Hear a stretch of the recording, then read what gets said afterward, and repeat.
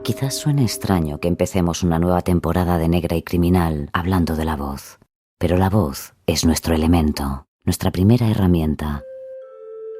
En este programa, como sabes, convocamos a muchas voces con el único fin de invocar tu voz, la que te distingue, la que te hace diferente del resto de voces, la que grita, susurra, seduce o explica, incluso aunque estés en silencio. Tu voz, se oiga o no se oiga, eres tú.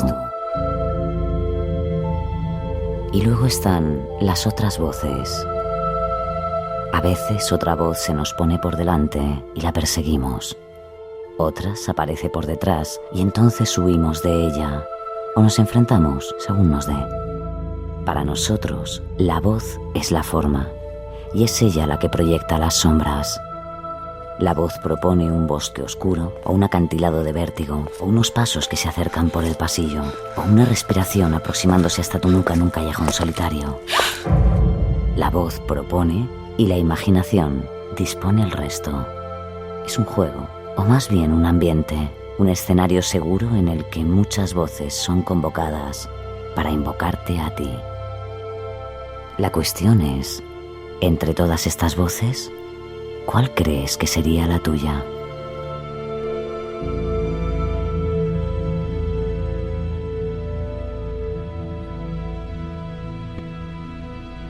El caso real. ¿Sabes cuál es mi primer recuerdo, Nancy? Yo estoy tumbado en la cama, junto a ella, como ahora contigo, y acaricio la piel de mi madre. Es muy suave. En realidad, en ese momento yo no sabía que era mi madre. Pensaba que era mi hermana mayor. Se había quedado embarazada de mí y mis abuelos se ahorraron la vergüenza, haciendo creer a todo el mundo que eran mis padres. Me enteré años más tarde. ¿Te lo puedes creer? ¿Estás cómoda? ¿Hay algo que te moleste? Si estás incómoda, me lo dices. La hija del jefe de policía de Midvale se merece estar como una reina. Ah, vaya, en lo mejor de la historia. Bueno, yo sigo contándote. Un día mi tía estaba durmiendo la siesta en el sofá y a mí se me ocurrió gastarle una broma. ¡No se va a callar nunca ese maldito teléfono!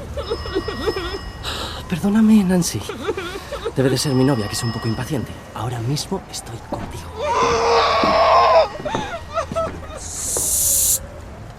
Tienes que estar calladita. No te preocupes, que vuelvo ya. ¿Qué quieres, Elizabeth? ¿Cómo sabías que era yo? Porque estaba pensando en ti y solo tú adivinas mi pensamiento. Pensé que te habías olvidado de mí. No me has llamado en 5 días. He estado muy liado entre los exámenes y el voluntariado. ¿Qué es eso? ¿El qué, amor? Se oye algo, como alguien gritando. ¿Quién es? ¿Es que estás con otra? Es la tele. Hay una película de una chica amordazada a la que un hombre tiene atada en su cama. ¡Ah, qué horror! ¿Te gustan esas cosas? A mí quien me gusta eres tú. Amor, ¿quieres cenar esta noche conmigo? Claro. Pues termino aquí unas cosas y paso a recogerte. Vale. Ponte guapa, que tengo muchas ganas de verte. Claro. Y tú no estudias mucho. Descuida. Y apaga la televisión, que no me gusta que veas esas cosas desagradables. No te preocupes, la voy a apagar ahora mismo. Te quiero. Yo también. Ya está, Nancy. Ahora podemos seguir con lo nuestro. Me vas a disculpar, pero tengo un poco de prisa, así que tendremos que ir un poco más rápido de lo esperado. Espero que no te importe.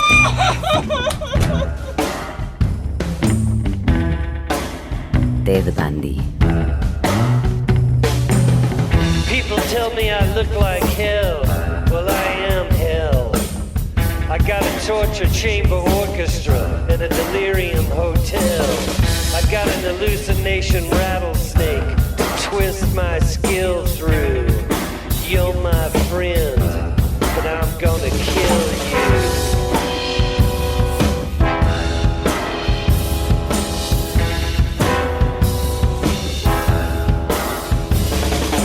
This is a story which is based on a true story, which is based on a lie. Don't jack with me, Sahib. I'm history. ¿Cuántas veces hemos dicho que el hogar influye de forma excepcional en los asesinos? En esta ocasión no podía ser menos. Ted Bundy era un auténtico psicópata. Un criminal que medía sus movimientos, siempre elegantes hay que decir, pero que escondían una infancia abominable. El seno materno le predispuso a convertirse en uno de los asesinos en serie norteamericanos más famosos de su historia. Tal era el odio que profesaba hacia su supuesta madre, que desde muy jovencito Ted había reprimido su personalidad hasta forjar un fuerte poder de seducción. Podemos decir que nos encontramos ante el Casanova del crimen. La infancia de Theodore Rowell Cowell, ese era su verdadero nombre, fue un cúmulo de mentiras. Su madre, Louise, era una mujer soltera a la que le había abandonado su pareja, un veterano de las Fuerzas Aéreas Americanas. Así que por vergüenza decidió esconder la maternidad haciéndose pasar por la hermana mayor de Ted. Durante muchos años le hicieron creer que sus padres eran sus abuelos. Aquel suceso le traumatizó considerablemente y el germen del odio materno empezó a brotar. ¿Por qué tanta mentira?, se preguntaba el muchacho. Bundy, que adquirió este apellido cuando su madre se volvió a casar con un cocinero del ejército, creció en la localidad norteamericana de Burlington, donde nació en 1946. La tensión familiar era insoportable. Madre e hijo tuvieron que soportar los maltratos físicos a los que su abuelo sometía a su abuela. La violencia era una tónica habitual, así que Luis decidió poner tierra de por medio y marcharse. Cuando se trasladó a Tacoma fue cuando conoció a su marido. Sin embargo, la relación entre Ted y su padrastro nunca se consolidó. Cada una de estas vivencias marcaron a Ted, que sufría múltiples secuelas infantiles. El joven se mostraba reservado, extremadamente tímido e introvertido, infantil en algunos momentos y con una fuerte tendencia a estar solo. Por eso sus compañeros le trataban como una especie de bicho raro. No tenía amigos ni pretendía tenerlos. Entiendo que esa etapa de aislamiento, sumada al ferviente rencor hacia su madre, fue lo que le condujo hacia una siniestra válvula de escape, muy común, por cierto, en todo asesino en serie, que es la de mutilar y asesinar a cualquier animal que encontraba a su paso. Ese era su divertido hobby del que nadie supo hasta que los psicólogos analizaron su perfil en la cárcel. Pero el punto de inflexión en su carácter llegó cuando empezó sus estudios de Derecho. Todo cambió aquí. Ahora sus compañeros le veían como un chico afable y con buenos modales. Era muy buen estudiante, activo y seductor con las chicas, un hombre guapo, elegante, romántico, tierno, encantador. Así le describían quienes le conocieron. Incluso algunos expertos, como el profesor de psiquiatría de la Universidad de Washington, el Dr. Ronald Smith, llegaron a ponerle un peculiar apodo cinematográfico. Daba una impresión agradable. Se expresaba con corrección, elocuencia e inteligencia. Si tuviera que describirle, diría que es una especie de Cary Grant juvenil. Pasó de la timidez a la seguridad, de la introversión a tener un carácter dominante y de liderazgo. Y fue ese mismo poder de seducción el que utilizaba para con sus víctimas, chicas universitarias a las que asesinaba de forma atroz, regodeándose en el dolor. El motivo de estos crímenes, un antiguo amor, le dejó tan destrozado que generó en él una tétrica obsesión por la sangre. Las víctimas de Bundy casi siempre tenían rasgos comunes. Eran estudiantes, morenas, de pelo liso y con aspecto de clase acomodada. Un prototipo que evocaba la imagen de su primera novia, Stephanie Brooks. Pasó años obsesionado con ella y con el dolor que le había provocado. Bundy no era un cazador activo. A él le gustaba utilizar engaños para atraer a sus víctimas, como un depredador que adquiere el aspecto de una flor irresistible para su presa. Oh, no. ¿Cómo puedes ser tan torpe? Georgianne ve a un chico apuesto, con muletas, al que se le caen un montón de libros que intenta transportar torpemente. Por supuesto, Georgianne se acerca. Espera, que te ayudo. Ay, muchísimas gracias. Queda comprobado que andar con muletas y cargar con libros no es compatible. No te preocupes, pero llevas muchísimos. Derecho penal, derecho mercantil. Estudiante de Derecho para servirte, en cuanto me gradúe. Derecho, qué difícil. Mi padre dice que siempre viene bien conocer a un abogado. Me encanta eso de... ¡Protesto, señoría! Te confieso que escogí Derecho solo para poder decir esa frase. Muchas gracias. A ver si ahora consigo llegar con todo esto a mi coche. ¿Lo tienes muy lejos? Si quieres te acompaño. No, no te preocupes. No quiero que una mujer tan guapa lleve tanto peso. No es molestia, de veras. Ok, acepto. Lo tengo aparcado a la vuelta de la esquina. Perfecto, vamos. No hay mejor trampa que aquella en la que la presa entra por propia voluntad. ¿Tú también eres estudiante? Sí, estudio periodismo televisivo. Quiero estar en la acción. A mí también me gusta la acción. Este es mi coche. ¿Te los dejo aquí? Si no te importa ponerlos debajo del asiento, yo tengo que ir a coger algo en el maletero. No, claro. ¿Quieres aquí, en el...? Bundy le asesta un golpe en la cabeza con una palanca de metal. Cuando despierta, Georgianne está medio desnuda en mitad del bosque. Bundy la mira fijamente, con una sonrisa de oreja a oreja. ¿Pasa? ¿Qué es? ¿Por qué me has atado? ¡Suéltame! ¡Socorro! ¡Socorro! Con esa vocecita dudo que te vayan a oír. Espera que te ayudo. ¡Socorro! No hay respuesta. Bueno, que no se diga que no lo hemos intentado. ¿Qué quieres? ¿Qué vas a hacerme? Nada, por ahora. Déjame marcharme. Por favor, por favor. ¡Deja de llorar! Te pones muy fea cuando lloras. ¿Nunca te lo ha dicho tu mamá? Pues es raro, porque a las mamás de las niñas pijas como tú les suele importar mucho que sus niñas estén siempre muy guapas. Stephanie, la primera novia de Bundy, era una chica de buena familia, inteligente y atractiva. Rompió su relación con él por considerarle un inmaduro sin un proyecto de vida. ¿Qué te he hecho yo? Déjame ir, por favor. Otra vez ese gesto feo. Venga, ponte guapa. Que tu mamá y tu papá quieren verte guapa. ¡Que te pongas guapa! La tipología de sus víctimas era la misma que la de Stephanie. ¡Mira qué guapa! ¡Mira qué inteligente se te ve! Como si matase a Stephanie una y otra vez. ¡Puta! ¡Muere! Bundy le agarra el cuello con una mano y le tapa la boca con la otra. Aprieta hasta que la chica deja de respirar. Creo que ya no vas a necesitar a ningún abogado. El cuerpo de Georgianne estaba aún caliente cuando Bundy la violó por primera vez. En los días posteriores volvió al lugar para eliminar pruebas. Aprovechó las visitas para violarla en repetidas ocasiones. Aquel cadáver le parecía irresistible. ¿Cómo se definiría a sí mismo? Basically, I was a normal person. Básicamente me considero una persona normal. No soy ni un pervertido, ni alguien que frecuente bares, ni nada de eso. Soy una persona normal, con buenos amigos, que llevaba una vida como la de todo el mundo, excepto por esta pequeña, pero muy potente parte que mantuve en secreto y escondida. Más que una vida normal, este psicópata llevaba una clara doble vida, donde el llamado asesino de estudiantes tenía dos caras. Una afable, tierna y entregada a los demás, y la otra completamente perversa, peligrosa y demencial. Sin embargo, no nos equivoquemos, no estaba ni loco, ni psicótico, ni desviado sexualmente. Así lo afirman Ralph Munro, antiguo secretario de Estado, y el Dr. Smith, que no supieron ver al monstruo que se escondía bajo aquel galante disfraz. Parecía un buen chico.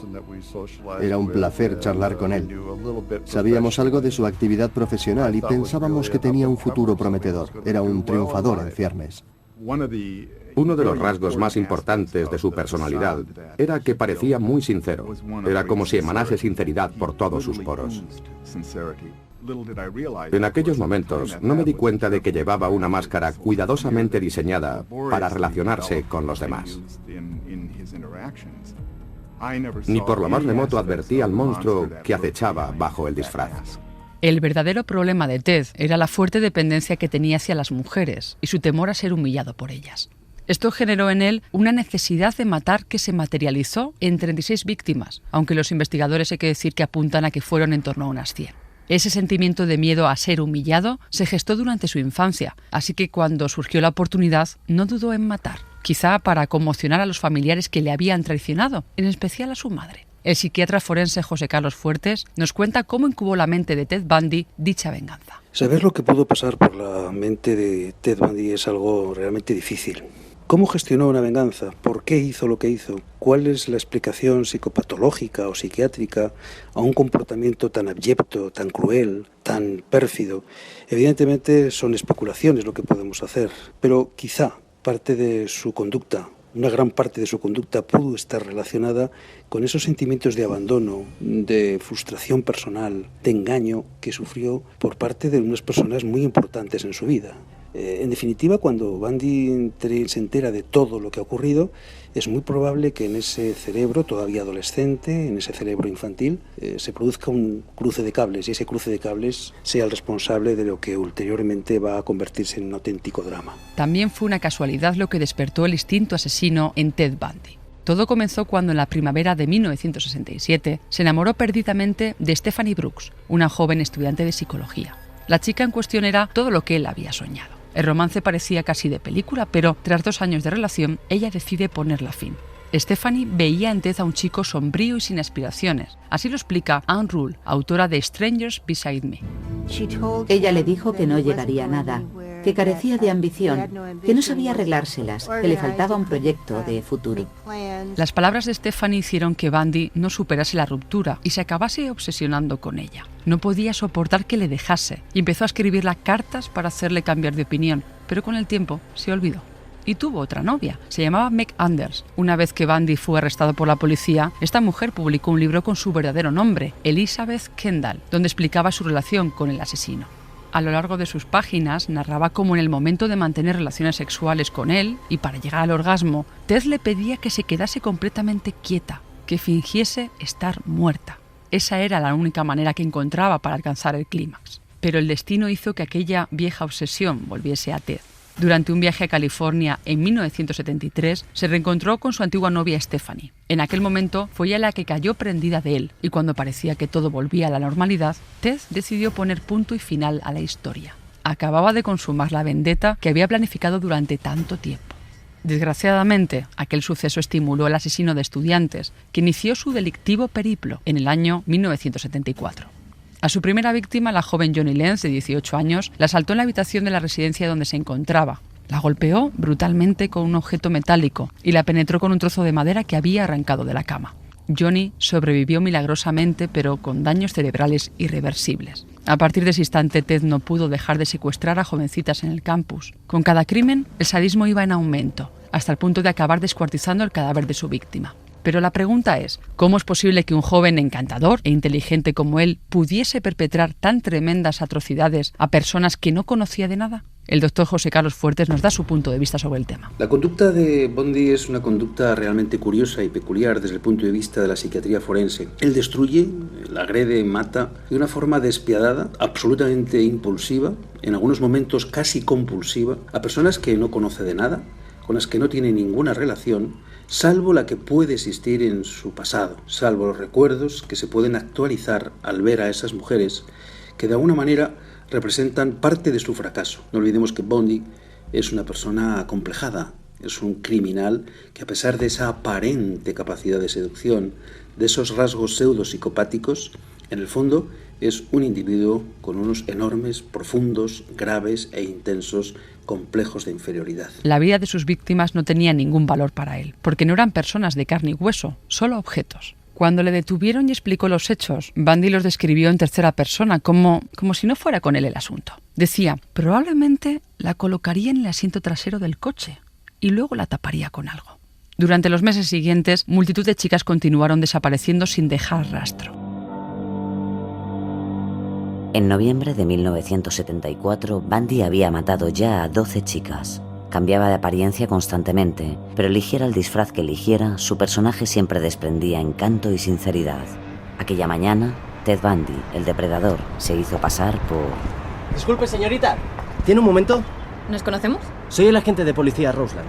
Verá, señorita, le traigo malas noticias. ¿Cómo? Tranquila, no es grave. Le han intentado robar el coche. ¿Se lo han llevado? No, por suerte lo he impedido. Su coche está a salvo. Muchas gracias, agente. Se me ha puesto el corazón a mil. Todo ha quedado en un susto. Sin embargo, me va a tener que acompañar a comisaría. ¿A comisaría? ¿Para qué? Necesitamos que preste declaración para el informe. ¿Y cómo sé yo que es policía? Enséñeme su identificación. Mi turno empieza en media hora. Tengo mi uniforme y mi placa allí. Yo se lo enseño encantado, pero tendrá que acompañarme. Serán 15 minutos. Prometo no robarle más tiempo del necesario. Ok, de acuerdo. Lo siento, estoy un poco nerviosa. No pasa nada. Es perfectamente comprensible. Acompáñeme.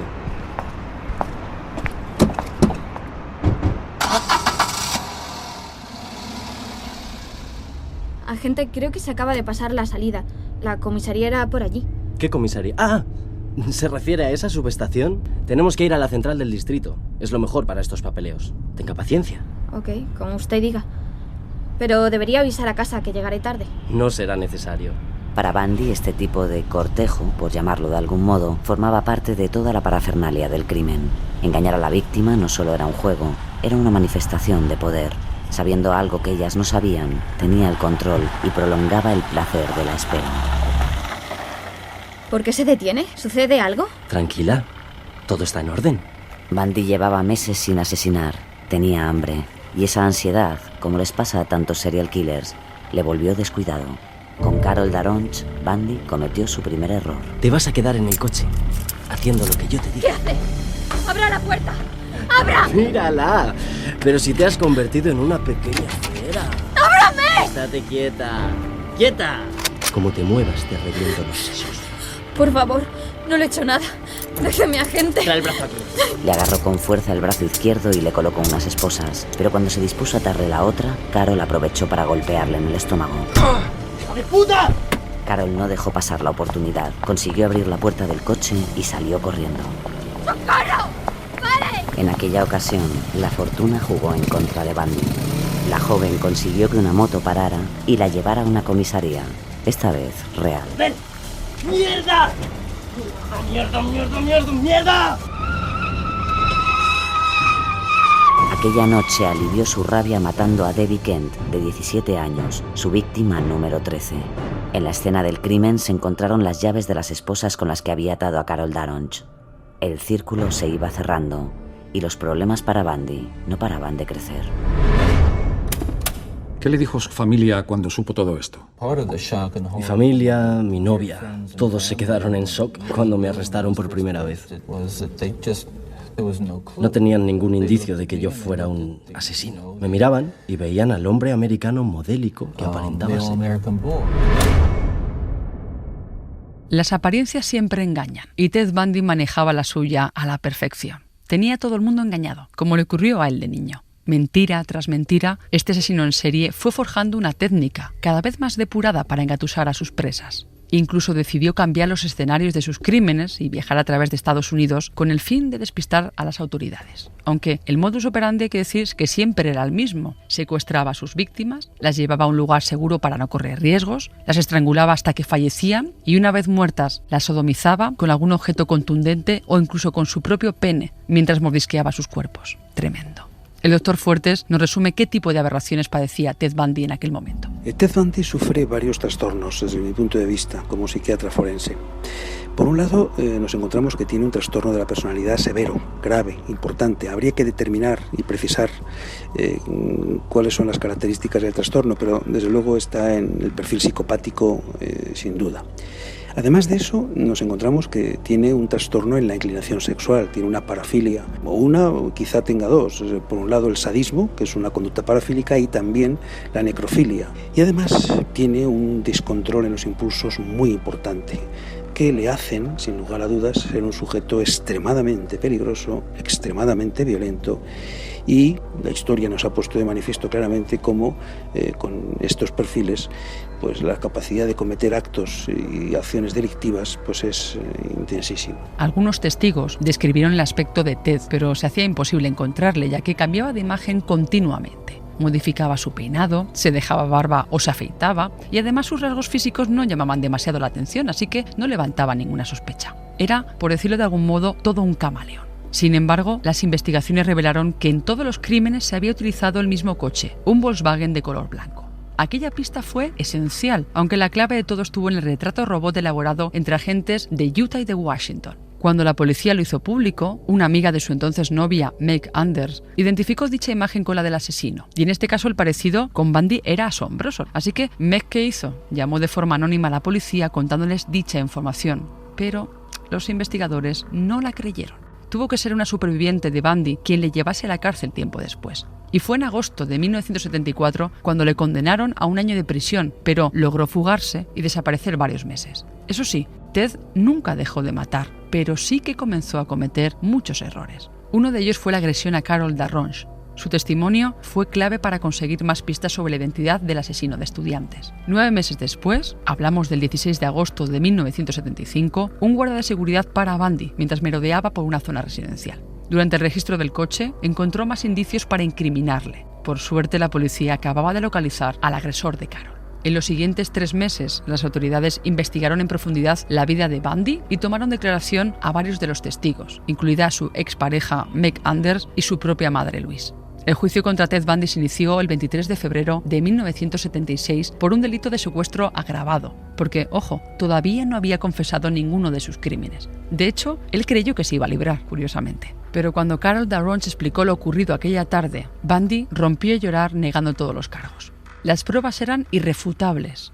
Era culpable. El juez lo sentenció a 15 años de cárcel con posibilidad de libertad condicional. Sin embargo, la picaresca de este seductor le sirvió para alargar el proceso judicial y apelar. Primero, despidió a su abogado y segundo, lo que hizo fue ejercer como su único defensor. El nuevo proceso en el condado de Garfield era toda una estrategia para escapar. ¿Y lo consiguió? Hasta en 2 ocasiones consiguió fugarse, tiempo suficiente para continuar dando rienda suelta a ese impulso asesino.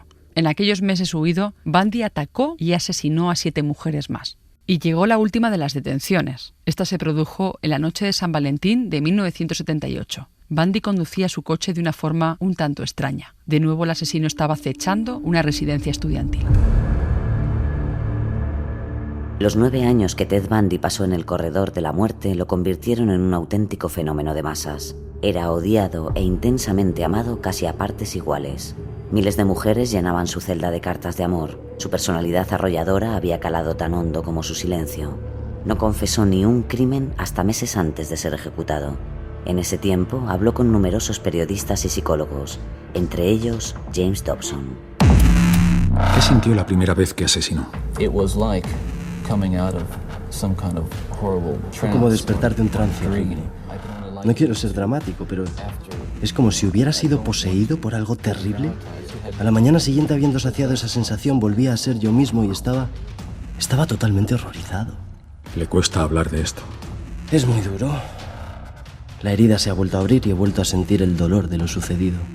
¿Usted piensa alguna vez en todas esas víctimas y el sufrimiento de sus familias? Sí, claro que sí. Quizá piense que estoy tratando de justificarme, pero no ganaría nada haciéndolo. ¿Estás ahí? Con la ayuda de Dios he podido experimentar el dolor que provocaron mis actos.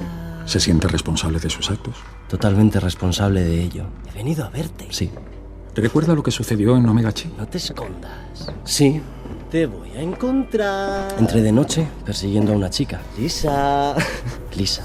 La había visto en una discoteca. Eres muy guapa. La seguí hasta su hermandad. Y por eso he venido. Cuando llegué no había muchas chicas. Aquella noche no tenían toque de queda. ¿Dónde estás? Aquella noche mató a 2 chicas e hirió de gravedad a 3 más. ¿Estás aquí? Sí, así fue. Oh, no eres Lisa, pero también me sirve. Me gustaría decirle cómo fue esa experiencia, pero no puedo. ¿No les diría nada a sus familiares? No puedo restituir lo que les quité y tampoco busco su perdón. Los entiendo, pero no puedo comprender el dolor de los padres de las niñas y las jóvenes que maté y violé. Bien, ha estado bien. Pero yo en realidad buscaba a Lisa. ¡Lisa! Puedo intentarlo, pero no puedo sentirlo. ¿Dónde estás? ¿Entiende que esas personas deseen su muerte? Mi muerte no les va a devolver a sus hijas y hermanas ni eliminar todo el dolor que he causado. Aquí estás. Te encontré. Hola, Lisa.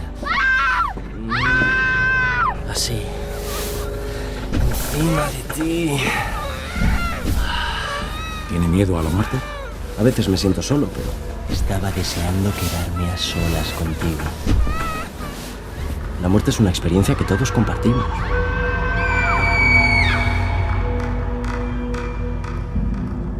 Aquella magnética personalidad no solo generó una corriente férrea de seguidoras, sino que impactó al juez y al jurado, que veían estupefactos cómo este asesino en serie ejercía como abogado en su propio caso. Así describe ese momento el letrado Lynn Allen Thompson.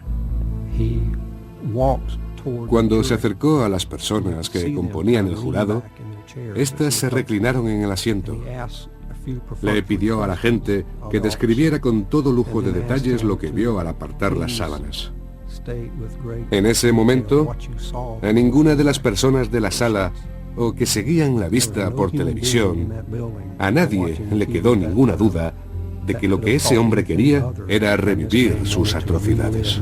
A pesar de su talante tan apuesto, las pruebas que se aportaron durante el primer juicio fueron determinantes. En especial una. Nos referimos al molde que un odontólogo hizo a los mordiscos de las víctimas y que coincidían con la dentadura de Ted Bundy. Así que tenemos los moldes, las fotografías, los indicios y los testimonios. Todo lo relacionaba con los casos de asesinato perpetrados en varios condados.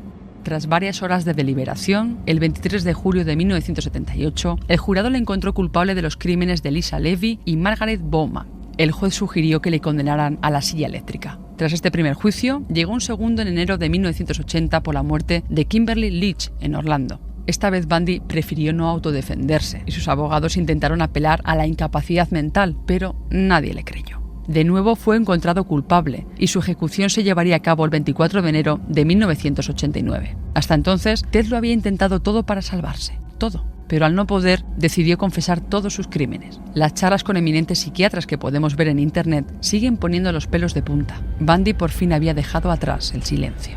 Su última voluntad fue ver a un sacerdote y también ir al baño para evitar hacerse sus necesidades encima. Murió el animal. Este fue uno de los titulares que se pudieron leer en algunos rotativos tras la ejecución de Ted Bundy en la silla eléctrica. Tenía 41 años.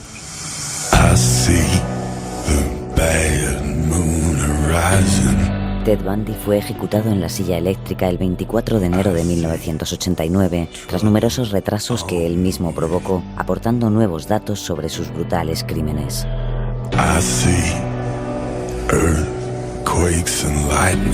Tras su ejecución, cientos de ciudadanos celebraron su muerte a las puertas del penal de Stark. Ese fue el fin del asesino más famoso de los Estados Unidos, un criminal que dejó más de 30 víctimas que se sepa y una celda llena de cartas sin abrir de una legión de admiradoras.